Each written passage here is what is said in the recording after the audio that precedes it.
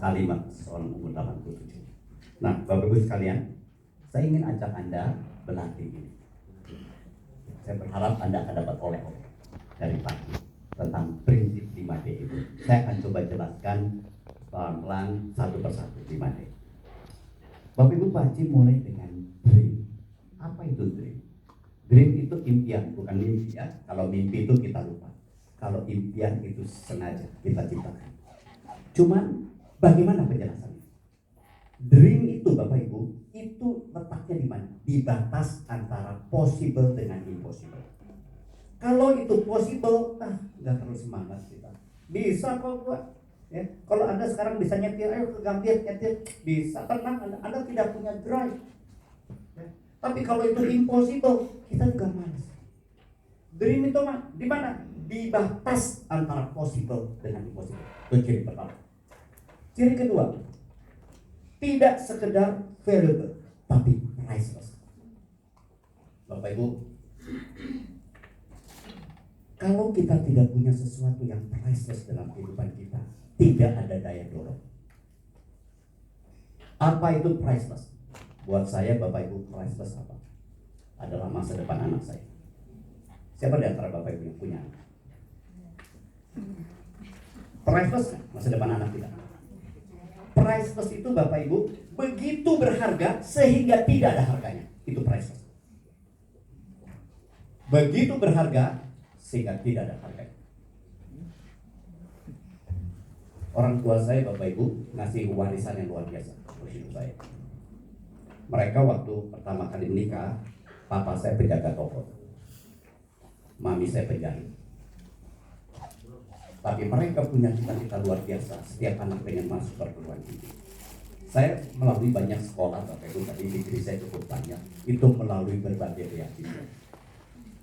Saya bisa masuk Prasmul lewat beasiswa. Pertama kali ke luar negeri tanpa beasiswa. Saya bersyukur melewati itu. Karena masa depan priceless buat saya. Nah, Bapak Ibu, orang tua saya mewariskan apa? Warisannya adalah membuat saya tidak butuh warisan orang tua. Saya tanya kepada para orang tua itu, ingin gak punya anak yang satu kali mengatakan, Papa Mama terima kasih, warisan Papa Mama yang terbesar padaku membuat aku tidak butuh warisan. Ingin gak? Iya. Bapak Ibu, saya ngomong ke anak saya, tentang oma opa memperlakukan papi seperti itu. Sekarang aku ingin papi persiapkan kamu suatu kali kamu bisa ngomong begitu juga. Bapak Ibu, apa yang priceless itu? Apa yang priceless? Yang sekali harus Anda dapat. Dan Anda mengatakan begini, wah hidup gue ini gak akan punya arti kalau gue gak berhasil dapat. Yang priceless itu yang jadi daya dorong luar biasa. Ambil contoh ya, saya ambil contoh dari keluarga saya sendiri. Kami keluarga sederhana waktu Ibu miskin sekali enggak kita, tapi kita kaya sekali ya. Orang tua saya tidak pernah pergi ke luar negeri pertama kali tiketnya saya beli.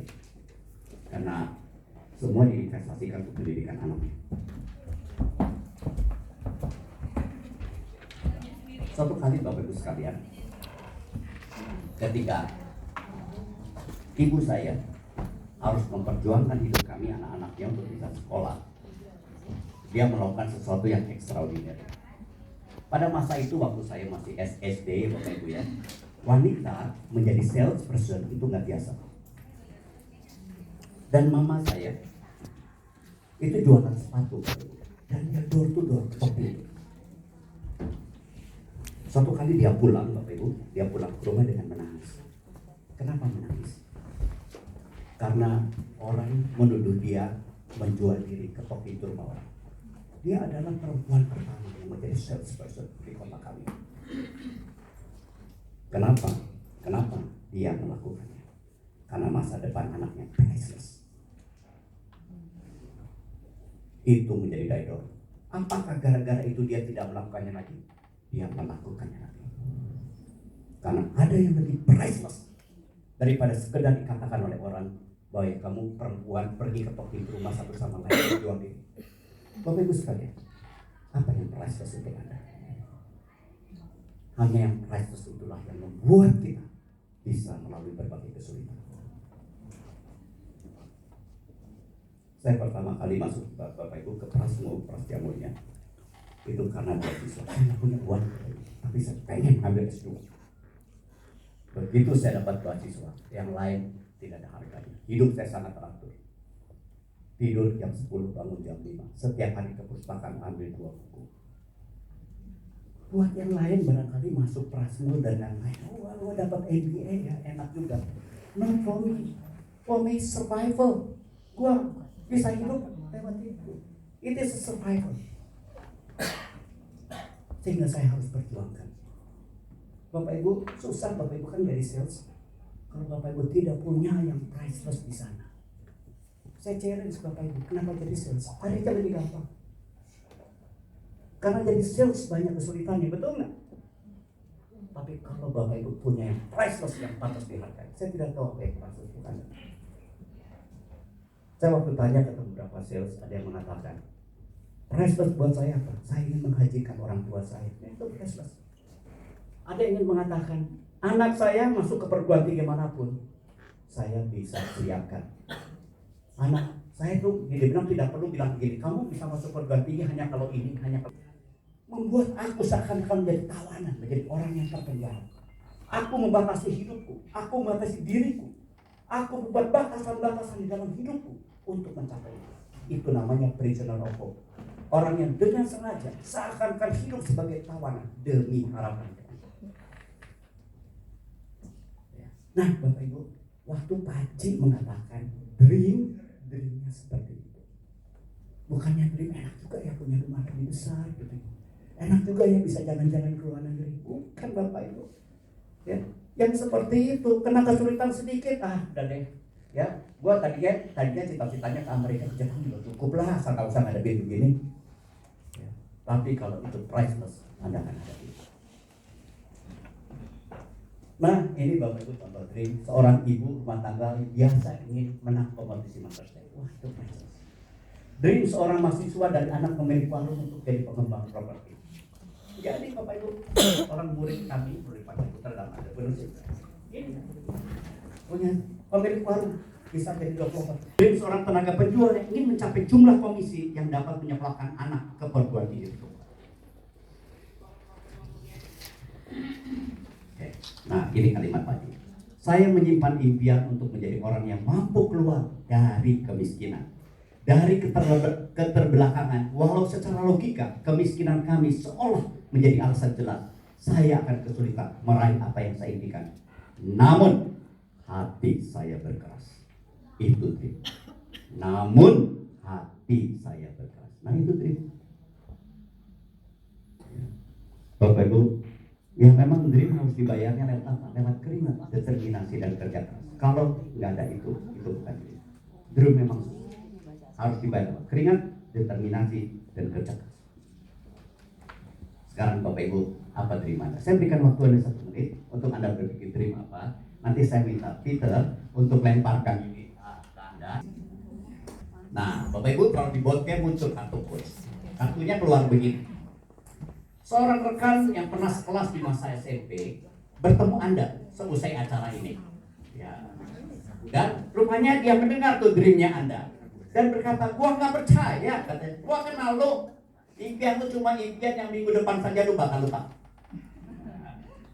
Berikan 3 alasan kepada rekan Anda kenapa pernyataan rekan Anda itu salah sama sekali. Nah, jadi teman-teman nanti kalau ininya mampir ke Anda lagi, Anda harus berdiri, berikan 3 alasan bahwa pernyataan teman Anda itu salah. Sudah jelas? Ya. Baik. Saya berkeinginan. Apa yang mendorong kita? Ya. Nah, Bapak Ibu, satu kunci untuk desire itu adalah ketika Anda bisa membayangkan impian itu nanti kalau tercapai, siapa yang paling berdampak? Siapa yang paling berdampak? Ya, Bapak Ibu, ya saya cerita saya lah ya, Bapak Ibu ya. Saya bersyukur saya bisa mencapai sebuah pensiun yang tanggalnya saya tentukan sendiri. Saat ini anak saya yang besar baru lulus perguruan tinggi. Dan saya bisa mengatakan kepada dia bahwa saya punya waktu untuk temani dia membangun masa depan. Siapakah orang-orang yang dibutuhkan oleh keputusan saya? Orang-orang yang saya kasih. Dulu waktu Bapak Ibu, waktu saya full time kerja, orang tua saya tinggal kira-kira naik kereta api 3 jam. Kalau ceritanya ketemu orang tua kapan? Itu setahun sekali, mungkin setahun 2 kali. Karena orang tuanya datang. Sekarang saya berusaha Bapak Ibu, sebulan sekali atau 2 bulan sekali saya temui orang tua saya. Mapan dan mandiri dan bisa mengambil peranan sebagai pelindung keluarga. Buat dia apa? Disayat didorong oleh keluarga. Saya ingin sampaikan juga begini pada Bapak Ibu. Dia drive yang di depan. Apa yang di depan? Yang exciting, yang patut terjadi secara bertahap di masa depan dan supaya impian kita itu tercapai.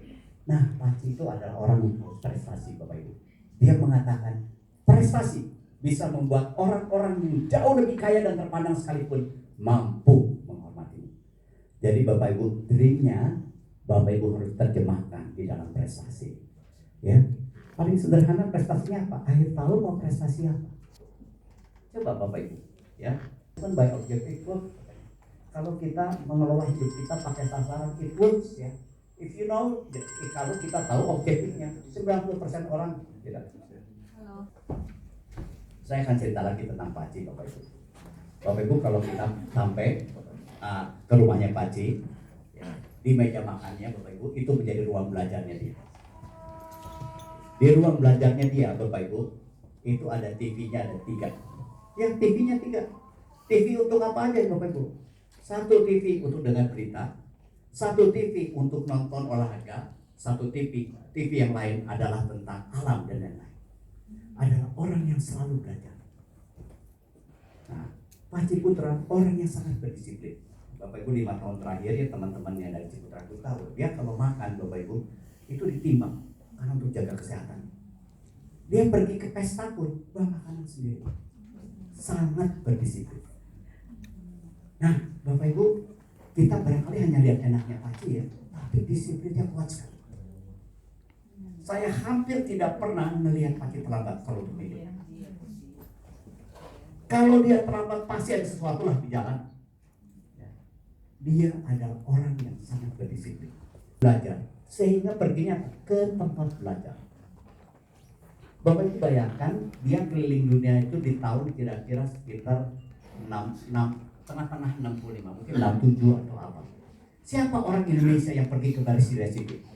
Hampir gak ada. Sekarang juga pernah gak ada tur ke Balesira City? Gak ada. Kenapa Balesira City? Balesira City adalah kota baru yang sengaja dibikin jadi ibu kota. Sebelum kebanyakan developer yang lain barangkali belum punya ide tentang kota baru, pasti sudah punya ide kota baru. Sehingga dia BSD menjadi orang yang pertama. Kenapa? Dia menggunakan uangnya untuk belanja informasi.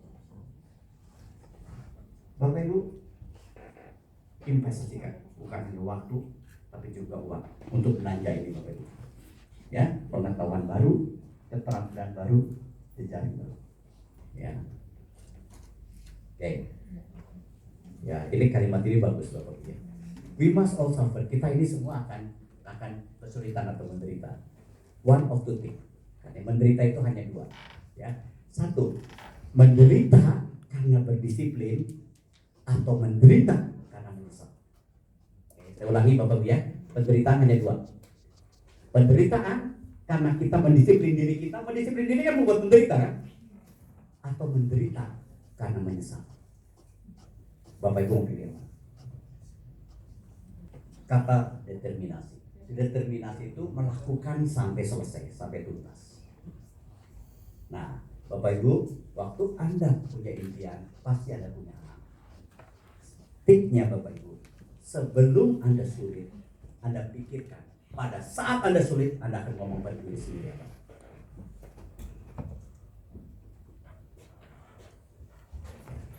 Kalau saya Bapak Ibu ya, pada saat saya sedang sulit, saya mengingatkan diri saya sendiri bahwa saya sedang jadi contoh untuk anak-anak saya. Itu memberi kekuatan pada saya bahwa saya sedang jadi contoh buat anak-anak saya. bagaimana menghadapi kesulitan. Bukan sekedar sulit. Bapak Ibu, suatu kali Bapak Ibu akan menghadapi kesulitan. Bapak Ibu akan ngomong apa pada diri sendiri. Tolong persiapkan. Kalau kita tidak mempersiapkan, nanti kita kalah pada kesulitan. Ketika kita sudah mempersiapkannya, kita punya kekuatan untuk melaluinya.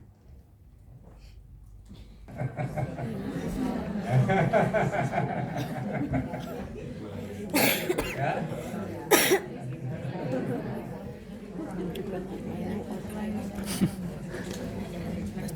Kalimat sederhana ini mengatakan begini Bapak Ibu ya. Kesempatan tidak terbuka setiap saat, kan betul nggak? Suatu kali pintu itu akan ketutup. Bapak Ibu, saya ingin sampaikan 2019 tidak pernah terulang. Bapak Ibu berdoa gimana pun pada Tuhan, tahun 2019 hanya terjadi satu kali dalam kehidupan. Betul? Ada sesuatu Bapak Ibu yang kalau kita tidak beli sekarang, kita nangisnya nanti. Tanyakanlah kepada orang-orang yang berhasil dan gagal. Orang yang berhasil beli sesuatu pada waktu mereka muda, yang membuat mereka menang di masa tua. Kalau kita merasa gagal untuk sesuatu, barangkali kita tidak melakukan sesuatu pada waktu muda. Sehingga Bapak Ibu, kalau kita mau menghadap ke depan, lebih baik kita sekarang beli sesuatu supaya nanti tidak nangis. Apa yang Bapak Ibu akan beli untuk hidup Bapak Ibu di bulan ini, di tahun ini, supaya nanti tidak menangis. Ya.